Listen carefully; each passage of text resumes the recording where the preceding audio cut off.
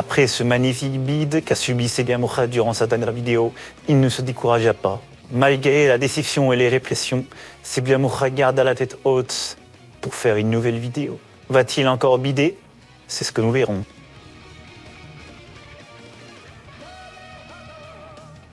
Hop, la musique. J'ai pas trop envie de me faire copyright, donc on va éviter de la laisser encore plus longtemps. En tout cas, comme promis, vous n'allez pas attendre encore 1 an pour la vidéo sur la route génocide. Dans le titre de la vidéo, il y aura sûrement marqué route sans pitié ou quelque chose du genre, pour éviter que le référencement se fasse tabasser par YouTube. On sait jamais avec ce qui se passe. D'ailleurs, Free Palestine, on les oublie pas. En tout cas, c'est le moment. C'est déjà la dernière vidéo sur Undertale. Cette fois-ci, mettez vos ceintures dès le début, et j'espère que vous avez profité de la route pacifiste, parce que maintenant, tous ces moments joyeux sont terminés. On a déjà fait la route neutre, la pacifiste. Vous vous en doutiez sûrement, il manque la dernière, la route génocide.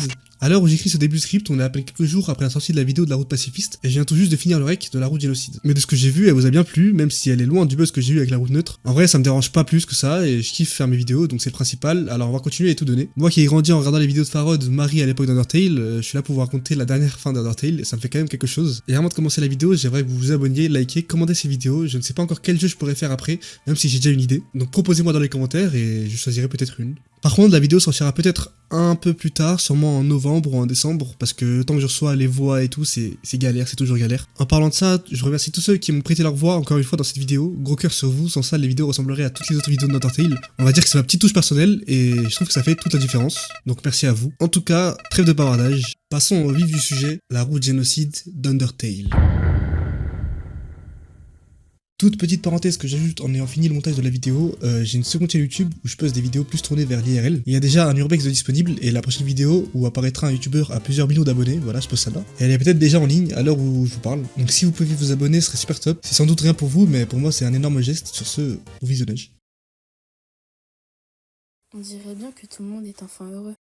Les monstres sont finalement de retour à la surface. La paix et la prospérité vont régner sur le monde. Respirez un bon coup. Plus besoin de s'inquiéter désormais. Enfin, non, il reste une dernière chose à régler. Une ultime menace. Un être ayant le pouvoir de tout effacer. D'effacer tout ce pourquoi tout le monde s'est battu jusqu'à présent. Tu sais de qui je parle, n'est-ce pas? C'est exact. C'est de toi que je parle. C'est toi qui détiens le pouvoir de tout remettre à zéro.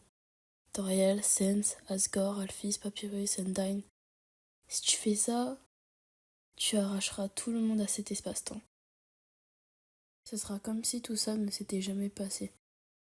Personne ne se souviendra de rien, et tu pourras alors faire tout ce que tu désires. Ce pouvoir, je connais bien ce pouvoir. C'est celui-là même contre lequel tu as lutté, non? Ce même pouvoir dont je voulais me servir. Mais à présent, rien que l'idée de tout recommencer, je crois pas que je pourrais m'y résoudre. Pas après tout ça. Alors s'il te plaît, laisse-lui une chance. Laisse à Frisk la chance de vivre une vie heureuse. Mais si malgré ça tu n'entends pas raison, et si tu finis vraiment par tout effacer, il faut que tu effaces mes souvenirs également.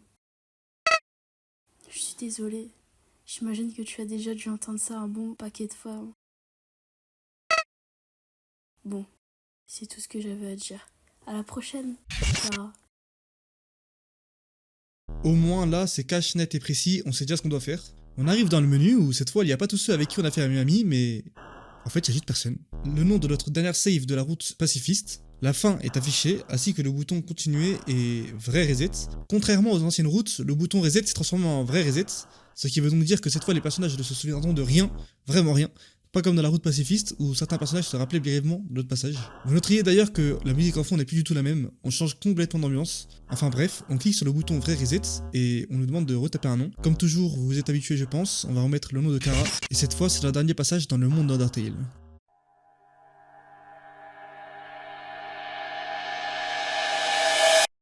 On retombe comme d'habitude dans un tapis de fleurs jaunes, on connaît la chanson.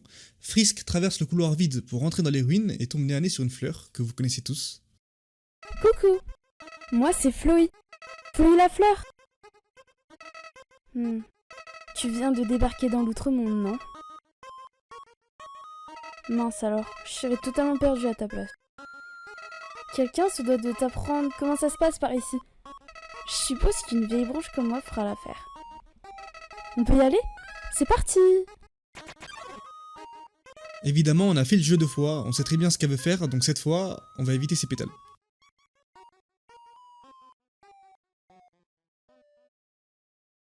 Eh bien, on sait déjà tout à ce que je vois. Tu voulais juste me voir souffrir. Meurs.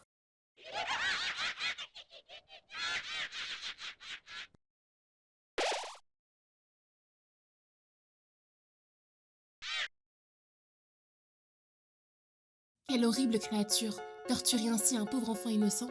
Ah, n'aie crainte mon enfant, je suis Toriel, gardienne des ruines. Chaque jour, je passe par ici pour voir si quelqu'un est tombé. Aucun humain ne s'était aventuré en ces lieux depuis bien longtemps. Suis-moi, je vais te guider à travers les catacombes. Bon, après 2 vidéos sur le sujet, vous savez pertinemment ce qu'on va faire. Découvrir les énigmes des ruines, Toriel va nous lâcher. Frisk traverse toutes les ruines en faisant les énigmes une par une. Retrouver Toriel, elle nous nourrit, nous héberge, et on essaye de s'échapper. Sauf que bon, la route génocide ne s'appelle pas génocide pour rien, je vous laisse découvrir la suite.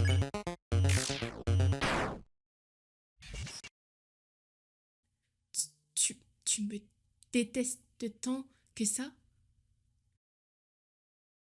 Maintenant, je vois qui je protégeais en te gardant ici. Pas toi, mais eux. Ha. Ha.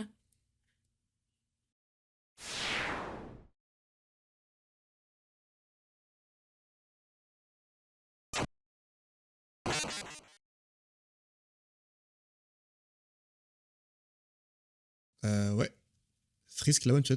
Je pensais pas que Frisk avait autant de force, mais bon, passons. Nous, joueurs qui avons traversé tant de choses avec Toriel, ça nous fait toujours mal de passer par cette étape, mais c'est nécessaire pour finir une bonne fois le jeu, alors on avance vers la sortie des ruines. D'ailleurs, je ne pense pas l'avoir dit, mais c'est la toute première fois que je fais la route génocide de ma vie, et que de surprise. D'ailleurs, la porte des ruines nous attend la petite fleur jaune, ce qui est nouveau. D'ailleurs, faut que j'arrête de dire petite fleur jaune, parce que on connaît son nom, c'est Flowey. Tu n'as plus entièrement ton humanité, non? En effet, tu es vide à l'intérieur. Tu es comme moi. Dis-moi, tu es Kara, c'est bien ça? Nous sommes toujours inséparables après toutes ces années. Écoute, j'ai un plan pour devenir très puissant. Plus puissant encore que toi et ton âme volée. Détruisons tout ce monde pitoyable. Tout le monde, tout dans ses souvenirs inutiles, réduisons-les tous en poussière. C'est une superbe idée. Ça annonce déjà la couleur, on n'en a pas fini avec Flowey et Kara, je le sens bien.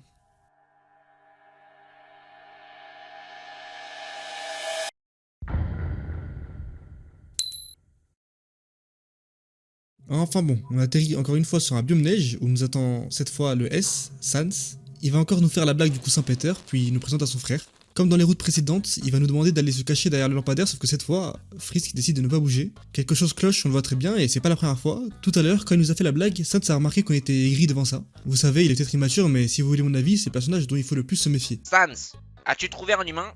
Ouais. Vraiment? Waouh! Alors c'est réglé. Ça a plutôt bien marché, non? En quittant la pièce, ceci se passe. Bon, je vais la faire simple pour toi. Mon frère aimerait vraiment voir un humain. Donc ouais, ça serait génial si tu pouvais continuer à faire semblant d'être, hein. Joli coup de pression, si on peut appeler ça comme ça. En tout cas, on part pour sauvegarder et remplir notre détermination, sauf que lorsqu'on agit avec l'étoile, on peut y lire ceci. Il en reste 16. Et là, vous allez me dire...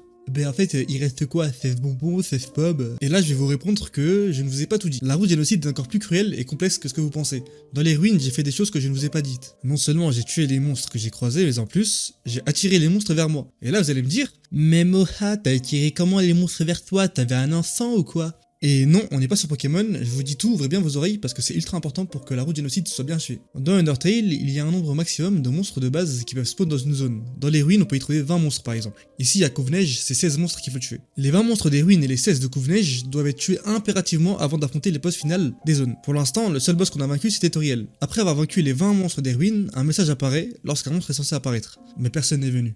On retrouve aussi cette 13 lorsque dans la route neutre on affronte Mega Flowey, je sais pas si vous pouvez l'appeler comme ça, ou peut-être Azriel, je ne sais plus du tout. Ainsi, comme vous l'entendez, la musique devient un peu creepy, c'est le signe qu'on a fini de clear les monstres. Et cela s'affichera toujours dans la zone, que ce soit au début ou à la fin de l'aventure si on rebrousse chemin. Après ça, on peut aller tuer le boss de la zone, et la zone en question sera bâclée. Mais Moha, t'as toujours pas dit comment t'attirer les monstres. Pour ça, rien de plus simple, collez-vous à un mur du haut d'une pièce, appuyez sur la flèche du bas, du haut, et alternez entre la flèche de droite et de gauche. Ceci devrait se produire, et hop, les monstres sont attirés vers vous. Parenthèse étant clos, continuons l'histoire. Il reste donc 16 monstres à battre pour vaincre le boss de cette zone et passer à la suite. On s'avance lentement mais sûrement, et on retombe sur les 2 squelettes. Papyrus nous menace de nous capturer, mais maintenant qu'on connaît, il est plus du tout crédible. Humain, prépare-toi à du grand remue-ménage. Danger, énigmes, cavalgade et autres boutades. Te faire capturer et autres réjouissances de la sorte. Des rafraîchissements te seront offerts. Si tu l'oses. Et toujours pas le moindre sourcillement, à ce que je vois.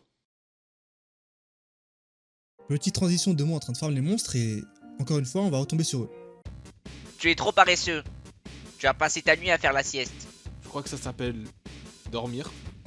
Des excuses, toujours des excuses. Oh non, voilà l'humain.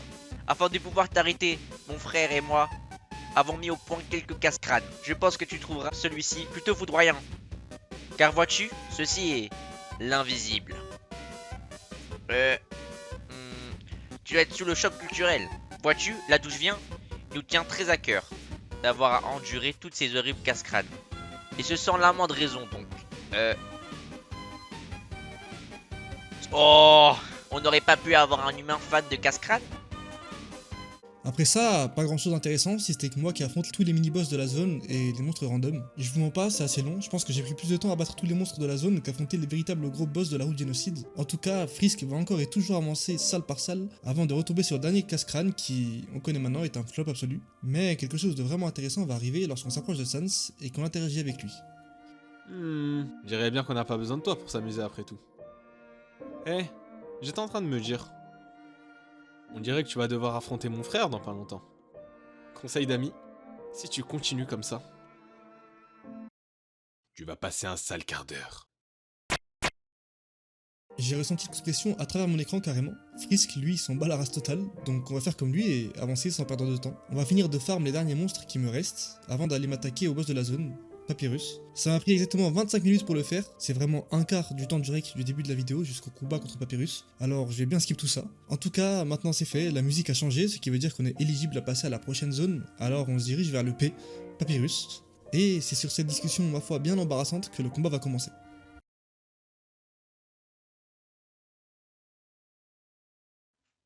Halte là, humain.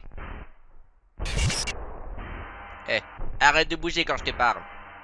Le grand Papyrus estime avoir son mot à dire. Primo, tu es quand même super bizarre. Non seulement tu n'aimes pas les casse-crânes, mais en plus tu sèmes la pagaille partout. Et tes mains sont toujours toutes poussiéreuses. J'ai comme l'impression que ta vie est sur la mauvaise pente. Cependant, moi, Papyrus, je peux voir ton potentiel caché. Être quelqu'un de bien, c'est facile si tu t'accroches. J'arrive les doigts dans la cavité nasale.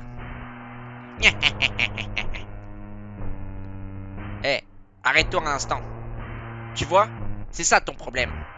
Humain, je pense que tu as besoin d'un guide. Quelqu'un qui te remettrait dans le droit chemin. Mais n'aie crainte, moi, Papyrus, je serais ravi d'être à la fois ton tuteur et ton ami. Avec moi, tu vas reprendre ta vie en main. Je vois que tu te rapproches. Voudrais-tu me faire un câlin d'approbation? Wouhou! Mais le son porte déjà leurs fruits. C'est à bras ouverts que moi, Papyrus, je t'accueille.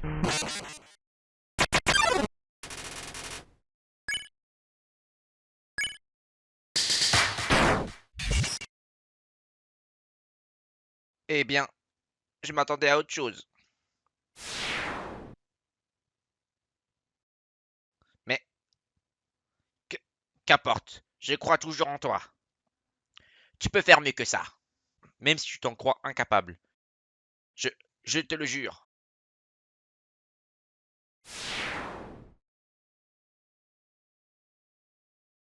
Oui, je sais, c'est triste, mais c'est comme ça, on est devenus des meurtriers, alors on doit continuer. Après la route pacifiste, ça fait bizarre de voir tout ça, je vous avoue. Mais bon, c'est notre destinée, alors on va continuer à exploiter Frisk pour qu'il tue tous les monstres qu'il croise. À partir d'ici, et comme dans la route pacifiste, je vais vous épargner tous les détails, parce que ça change rien. Je vous remémore quand même ce qui va se passer rapidement. On va se prendre un énorme coup de pression d'Undyne, cette fois sans la visite de Papyrus, vu qu'il est mort. On va croiser un mec qui se ramasse, tout le temps, chaque fois qu'il marche. Une course-poursuite entre Undyne et Frisk. Undyne qui pensait le trouver, se trimballer le fanatique d'Undyne. Encore une course-poursuite, un deuxième coup de pression. Et enfin, retrouver le fanatique d'Undyne sur le pont. Pourquoi est-ce que je vous emmène pas directement au combat contre Undyne? Vous comprendrez bien assez tôt. Le fanatique revient vers nous et nous dit qu'Undyne lui a interdit de s'approcher de nous. Après ça, il dit qu'on fait une tête bizarre, puis ceci se passe. Je n'ai touché absolument à rien, et tout se fait automatiquement. Il porte alors son courage à deux mains et nous dit qu'on devra lui passer sur le corps pour devoir affronter Undyne.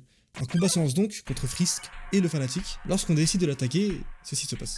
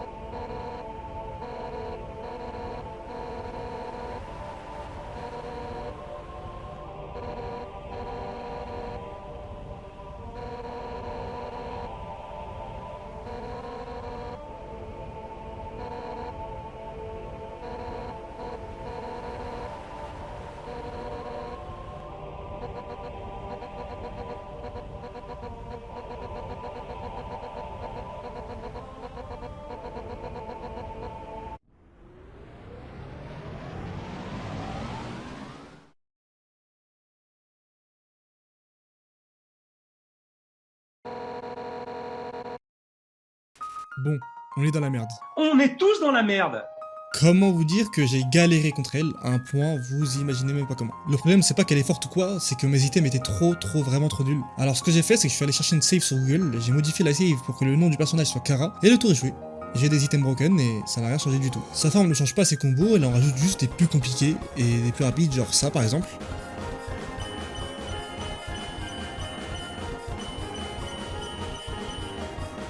Et sa barre de vie est beaucoup plus longue que les boss précédents qu'on avait one shot.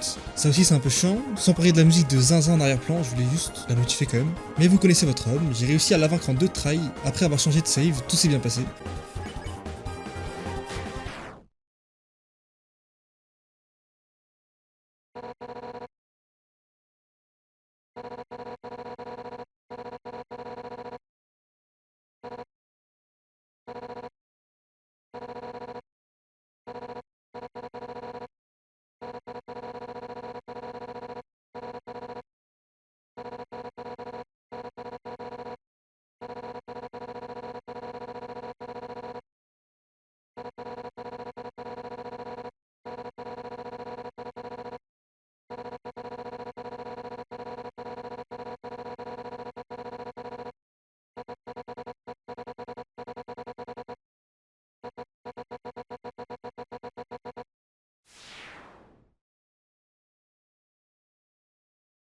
On l'a bien tabassé et pour fêter ça, on va aller sauvegarder. Et vous voyez que puisque j'ai terminé les 18 monstres des chutes, il n'y a plus écrit il en reste tel nombre, mais il y a marqué détermination.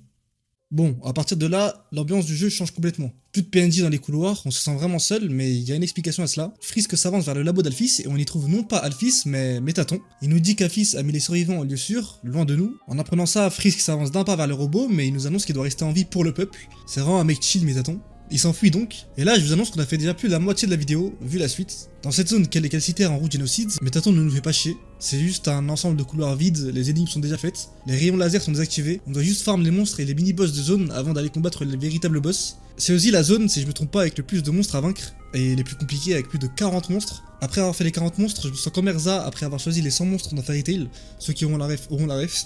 Enfin bon, je vais pas laisser durer le suspense plus longtemps, vous vous en doutez tous hein. Le boss final de cette zone est roulement de tambour, Métaton. Enfin non, pas vraiment.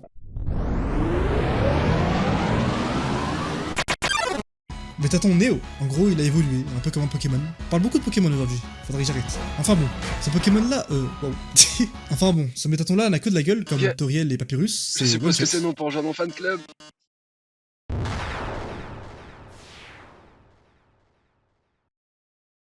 Et c'est après un long couloir et un long ascenseur qu'on arrive enfin dans le château d'Asgore. Cette fois-ci, quand on sauvegarde, il n'y a plus écrit il en reste X nombre ou détermination, il y a juste rien écrit. On rentre dans la maison où vivait Toriel avant d'avoir quitté Asgore et le trône.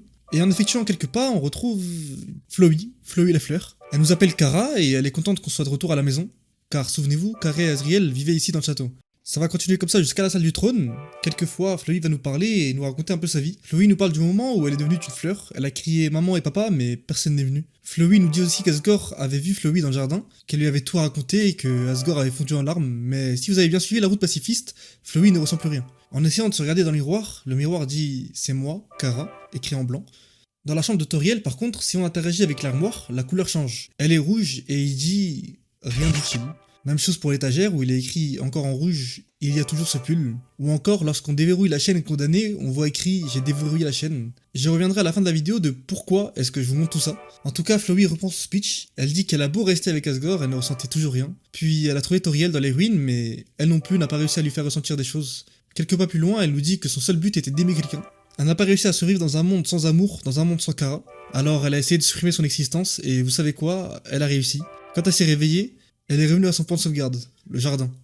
Elle était bloquée dans une boucle. Tant que Flowey était déterminée à vivre, elle pouvait vivre sa vie tant de fois qu'elle voulait. Elle reviendra quoi qu'elle arrive. Alors elle a décidé d'expérimenter quelques trucs. Au début, elle est devenue amie avec tout le monde, puis à chaque retour en arrière, les gens devenaient trop prévisibles. Plus loin, elle nous raconte qu'elle voulait expérimenter le fait de tuer, puis elle a vite pris goût, et c'était la seule chose qui lui faisait un bien fou, et qu'elle était la seule à pouvoir le faire, car les monstres ne veulent pas se salir les mains eux-mêmes. Et elle finit sur cette phrase, je parie qu'une telle personne est justement en train de regarder en ce moment même. Je pense qu'elle parle de moi et de vous, mais je suis pas trop sûr. Elle continue en disant qu'elle a vu tout ce que le monde avait à lui offrir, tous les choix possibles et inimaginables, mais que nous ne sommes pas comme les autres monstres. Flowey n'a jamais pu nous prédire. Lorsqu'on a appelé sur Vrai Reset et qu'on l'a revu, elle nous l'a juste pas reconnu, elle a pas reconnu Kara. Elle pensait qu'on était un énième humain à être tombé et qu'elle pouvait nous faire peur, mais que nenni. Et même lorsqu'elle voulait charger sa save, bah c'était pas possible car notre détermination était plus forte que la sienne. Elle raconte qu'elle en peut plus de tout ça et qu'elle en a assez d'être une fleur. Elle nous propose quelque chose. Flowey veut libérer tout le monde et les laisser voir le vrai visage de l'humanité, car elle est convaincue que dans ce monde, c'est tuer ou être tué. Après ça, Flowey veut vivre avec Kara à la surface. Son plan, c'est de voler 6 âmes que le roi Asgore garde cachées. Elle dit que les créatures comme Kara et elle n'hésiteraient pas à s'entretuer si elle barrait la route à l'autre, et je crois que Kara n'a pas trop aimé ses paroles. Flowey commence donc à trembler devant Kara sans savoir pourquoi, mais tout d'un coup, elle se sent menacée alors que Kara semble s'approcher d'elle. Du coup, bah elle fuit, mais elle revient en disant qu'en fait il est préférable qu'on sorte de cet endroit et Flowey est effrayée par la tête que fait Frisk. Ok, ça fait beaucoup d'informations d'un coup, mais vous inquiétez pas, si vous avez pas compris, j'en parlerai de ça plus tard aussi. En tout cas, la fin est proche, on est déjà dans la salle du jugement. Frisk s'avance vers la salle de fin et on y trouve Sans. Dans la route neutre, Sans nous a laissé passer. Dans la route pacifiste, Sans n'était pas là. Et dans la route génocide, il est là, mais il a pas l'air trop heureux. Souvenez-vous du coup de pression qu'il a dit au début de la vidéo. Lutte. T'en as mis du temps, dis-moi. Bon, laisse-moi te poser une question. Crois-tu que même la personne la plus ignoble puisse changer ? Que n'importe qui peut devenir quelqu'un de bien en imitant du sien ? Très bien alors, laisse-moi te poser une meilleure question. Tu veux vraiment passer un sale quart d'heure ? Parce que si tu fais encore ne serait-ce qu'un pas en avant, tu vas vraiment t'en mordre les doigts. Ouais. Désolé, ma vieille. Voilà pourquoi je promets jamais rien à personne. Belle journée là dehors. Les oiseaux chantent, les fleurs s'épanouissent. C'est par des jours comme ça qu'un mioche comme toi devrait brûler en enfer.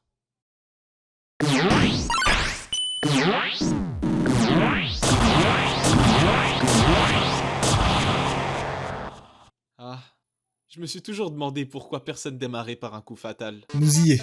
Le moment qui m'a poussé à faire des vidéos sur Undertale, le plus épique de tous les combats, celui contre Sans. Il vous explique qu'ici, la barre de vie, c'est pas comme avant. Quand il nous touche, la santé diminue, mais il y a une barre violette qui se vide avec le temps. Lorsqu'on a 1 HP, c'est la barre violette qui prend jusqu'à l'épuisement, puis on meurt à 0 HP, si on prend un dégât en plus. Sans utilise comme son frère des attaques d'os, mais en plus, un cœur bleu, des os bleus, mais aussi des Gaster Blaster, une arme qui contient de très lourds secrets encore aujourd'hui, pas totalement découverts. On parlera pas de ça, car ça fait pas vraiment partie de l'aventure de Frisk, même si l'histoire doit sûrement être impactée par cela. On n'a pas encore tous les détails sur ça, donc non. En tout cas, Sans il est réputé pour être le boss le plus dur d'Undertale, et celui avec la musique la plus mythique d'ailleurs. Mais désolé de casser le beat, même si je l'ai dit dans la route neutre, Megalovania n'est pas la musique de Sans, mais celle de Kara, la véritable Kara. Mais ça, j'y reviendrai à la fin. La musique qui devrait se lancer lorsqu'on combat Sans, c'est celle-là. Elle se nomme Song That Might Play When You Fight Sans. Donc en français, la musique qui devrait se lancer lorsqu'on combat Sans. Maintenant, imaginez un peu le combat avec cette musique. Ouais, moins épique, mais quand même plus ambiançante. En tout cas, le combat contre Sans nous dévoile quelque chose de très intéressant. Quoi? Tu croyais que j'allais rester planté là, manger tes coups? Nos rapports indiquent une anomalie dans le continuum espace-temps. Les lignes temporelles s'entremêlent, s'arrêtent et repartent. Jusqu'à ce que soudainement tout prenne fin. Entre chaque combo, il va nous parler de son rapport avec l'espace-temps. C'est toi qui es derrière tout ça, pas vrai? Il a l'air de nous en vouloir à fond. Si seulement tu savais ce que ça fait. De savoir qu'un beau jour, sans prévenir, tout allait être remis à zéro. Une petite impression déjà vue. Sans a l'air de vivre en quelque sorte la même chose que Flowey. Tu sais, ça fait un bail que j'ai arrêté de m'en soucier. Et l'idée de remonter à la surface, ça m'emballe plus trop.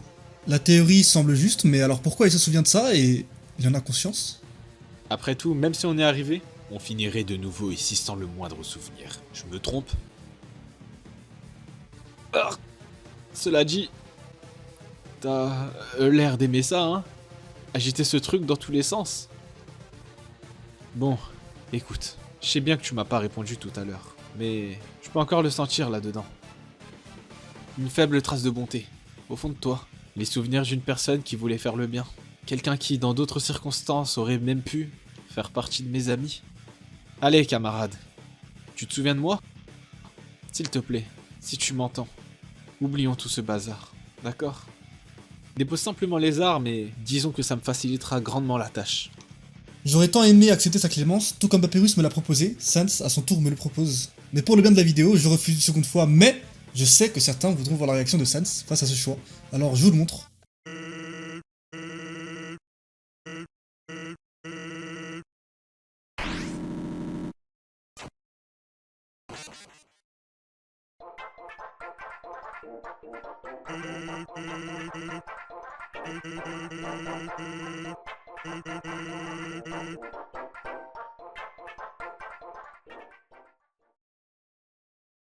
Parenthèse étant clos, on reprend là où on en était. On refuse donc l'offre de Sans en l'attaquant à nouveau, mais comme d'habitude, il esquive. Bon, bah au moins j'aurais essayé. Faut croire que tu préfères la manière forte, hein? Et s'en lance alors la deuxième phase où cette fois il change carrément d'attaque en plein combo de manière inattendue. Mais comme si ça suffisait pas, il a maintenant un os qui fait des allers-retours pour nous toucher lorsqu'on appuie sur combat, ce qui nous fait retirer quelques points de vie. Il faut donc avoir le bon timing pour pouvoir l'esquiver. C'est idiot, mais avant cette histoire j'avais espéré qu'on devienne amis. Je pensais que l'anomalie agissait comme ça, par tristesse, et qu'elle arrêterait une fois qu'elle aurait eu ce qu'elle voulait. Et je me disais peut-être qu'elle voulait juste, je sais pas, de la bonne bouffe, des blagues foireuses, des amis sympas. Et au bout d'un moment, c'est les barres d'en bas qui sont touchées par les os. On devrait aussi les esquiver pour pouvoir éviter de se prendre des dégâts. Enfin c'est ridicule tout ça. Parce que t'es le genre de personne qu'on peut jamais rendre heureuse. Tu continueras d'exploiter l'espace-temps jusqu'à ce que... Eh ben, tu sais quoi? Je vais te dire le mioche. Un de ces jours, faudrait que t'apprennes à laisser tomber. Et ce jour, c'est aujourd'hui. Et à la fin, c'est les deux combinés, celui du bouton Sans et les os d'en bas. Parce que, tu vois, ça commence à me fatiguer de combattre sans arrêt. Et si tu cherches à me pousser à bout, tu vas me forcer à lancer mon attaque spéciale. Bon, t'attends pas à grand chose. C'est bon? Pas de regret? Si tu surveilles à ça, je te montrerai mon attaque spéciale. Sans va nous montrer sa dernière attaque, son attaque la plus puissante, en combiné de toutes ses attaques précédentes en une seule. Si on arrive à tout esquiver, ce sera la fin du combat, et vous me connaissez, Sans, je l'ai one-shot, et j'ai réussi à tout esquiver.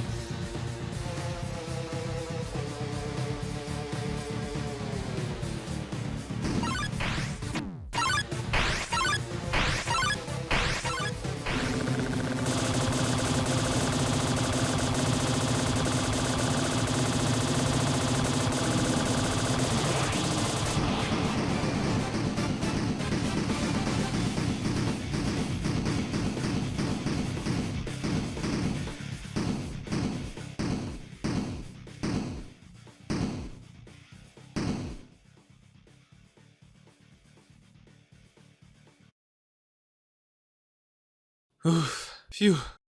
Ok, cette fois on y est. C'est le moment de lancer mon attaque spéciale. C'est bon? Pas de regret? T'attends pas à grand chose, hein?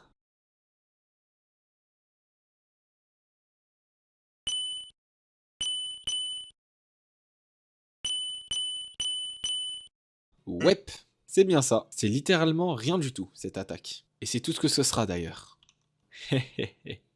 T'as pigé? Je sais bien que je peux pas te battre. Durant l'un de tes tours, tu me tueras tout simplement. Du coup, j'ai décidé que ça ne sera plus jamais ton tour. À partir de maintenant, ça sera mon tour jusqu'à ce que t'abandonnes. Même si ça signifie qu'on est coincé ici pour l'éternité. Capiche? Finalement, l'attaque la plus puissante de Sans, c'est juste le vide, mais vous savez bien, lorsqu'on fait rien pendant longtemps, on a tendance à se fatiguer et même à s'endormir. Alors on va juste attendre tranquillement que Sans roupille.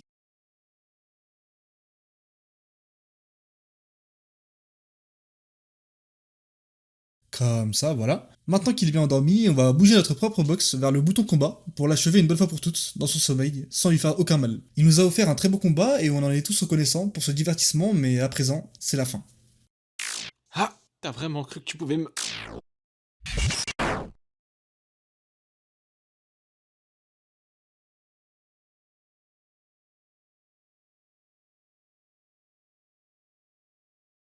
Bon.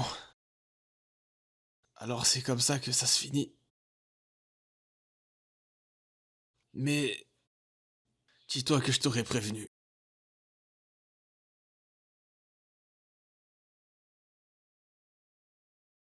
Bon, je vais chez Grillby, moi.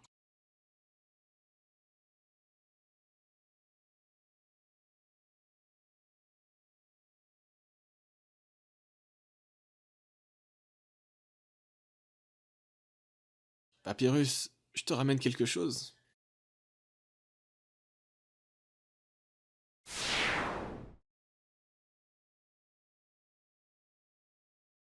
Le son à la fin montre bien qu'il est mort, une mort triste pour un personnage si bien écrit. Mais bon, on a fait le plus gros et il est temps de se diriger vers la salle du trône pour finir ce calvaire. Alors Frisk va traverser la salle restante et enfin voir, pour la troisième fois et la dernière fois, le roi Asgore.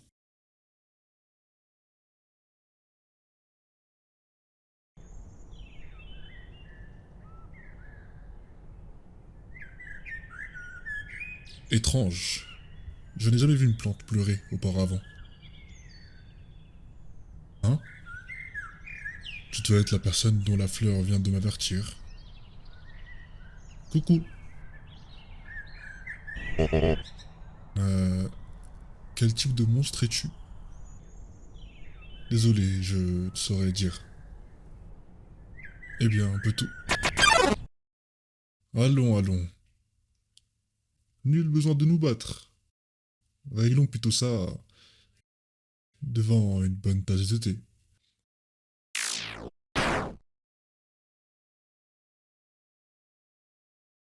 Que tu...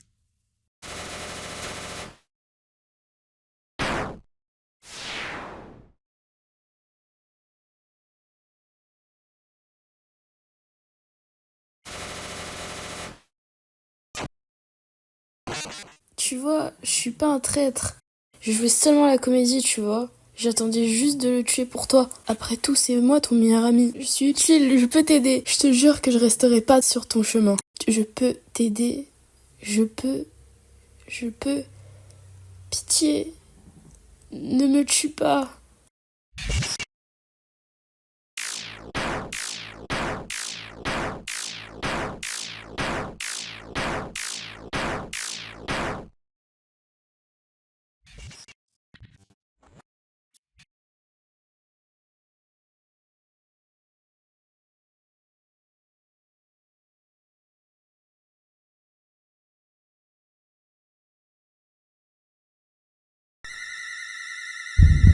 Je te remercie.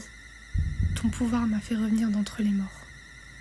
Mon âme humaine, ma détermination, ce n'étaient pas les miennes, mais les tiennes. Au début, je n'ai pas compris ce qui se passait. Ainsi donc, notre plan avait échoué. Pourquoi ai-je pu revenir à la vie?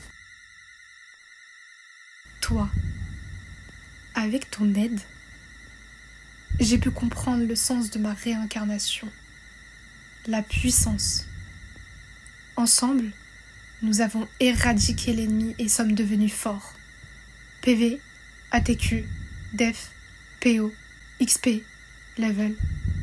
Chaque fois qu'un nombre augmente, cette sensation, c'est moi, Kara. Désormais, nous avons atteint l'absolu. Il n'y a plus rien pour nous ici. Effaçons ce monde inutile et passons au suivant.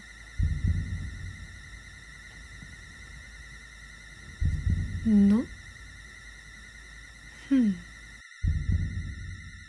Comme c'est curieux. Tu as du mal comprendre. Depuis quand est-ce toi qui commande ?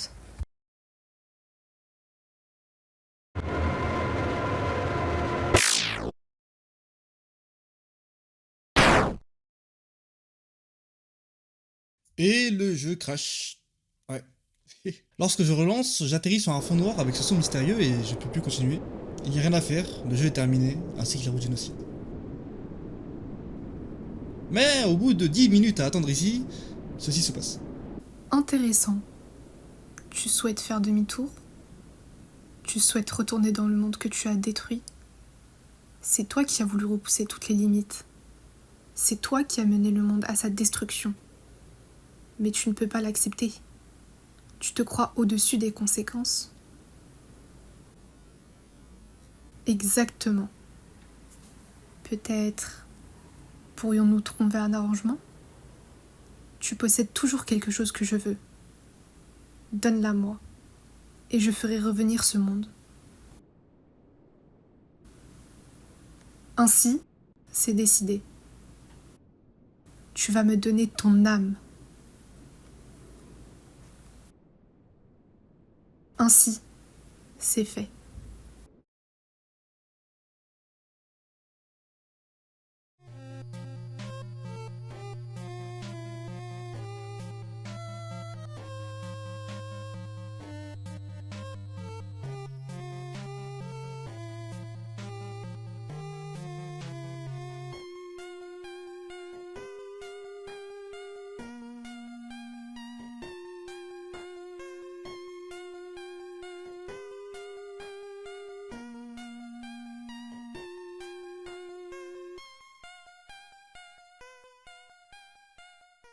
Si après tout ça, on a la déterre de refaire la route neutre et refinir la pacifiste, et bah à la fin de la pacifiste, il se passe ça.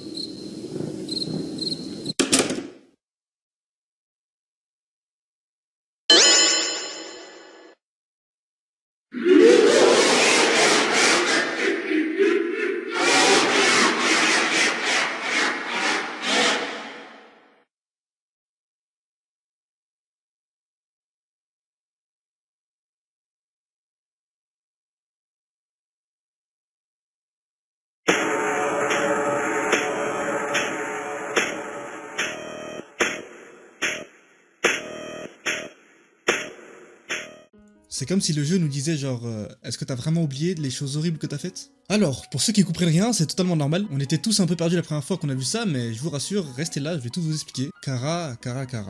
Par où est-ce que je peux commencer? Il existe tellement de théories concernant ce personnage que je pourrais en faire une vidéo dédiée, mais bon, cette chaîne n'est pas du tout faite pour ça, alors je vais vous dire moi ce que j'en pense. La théorie la plus connue concernant Kara est celle qui dit que Kara est en réalité le véritable personnage principal de ce jeu. Frisk est le joueur qu'on contrôle, mais Kara est le joueur qui contrôle Frisk. Un peu compliqué, je vous l'accorde, mais tendez bien vos oreilles. Cette théorie affirme que Frisk est possédé par Kara durant toutes les routes, que ce soit neutre, en pacifique ou en génocide. Sauf que la possession de Frisk déséquilibre la vraie nature de Kara, qui est présentée dans la route pacifiste comme quelqu'un avec une malice sans pareil. Comme la fois où ils ont rigolé lorsqu'ils ont fait une blague de mauvais goût à Asgore dans la cassette, ou les nombreuses fois où on parle d'une tête effrayante que fait Kara, ce qu'on a bien aperçu à la fin de la route. Ainsi, dans la route neutre et pacifique, Kara ne prend pas vie, car ses émotions sont déséquilibrées et elle finit comme Frisk, avec de la compassion. Sauf que dans la route génocide, on adopte un comportement qui se rapproche de ce que Kara était. Donc, Kara revit. Il y a de nombreux arguments qui appuient cette théorie. Déjà, dans les fichiers du jeu, Frisk est désigné comme le main caractère, alors que Kara est désigné comme le vrai caractère, true caractère comme il est écrit. Déjà qu'elle porte son nom du mot caractère, donc caractère, ce qui fait déjà 2 coïncidences. Pour moi, le plus gros argument de cette théorie, c'est le fait que Kara parle dans cette route. Non pas lorsqu'elle apparaît devant nous, mais bien avant ça, vous avez sûrement dû voir un changement dans les dialogues de la route génocide. Certains textes sont rouges.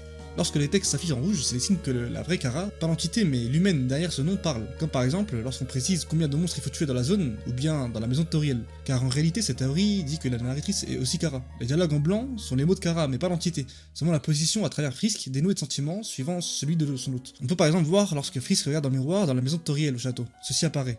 C'est moi, Kara. Le dernier point qui montre que cette théorie est possible est le fait que Kara ne prenne pas seulement possession des dialogues, mais des actes.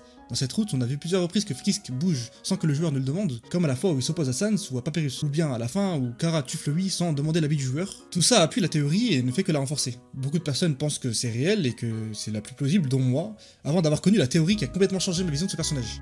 Et on en vient donc à la dernière partie de la vidéo et de cette série de vidéos, l'outro.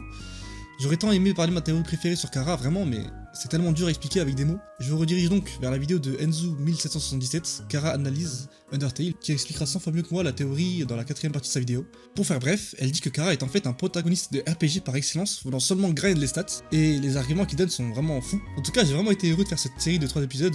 Merci à tous d'avoir continué à me suivre malgré la longue pause où je ne postais plus. Merci à vous aussi d'être restés sur la vidéo, je vous invite à vous abonner et à ne pas rater la suite de mon aventure sur YouTube, et de vous abonner à mon autre chaîne YouTube qui sera en description.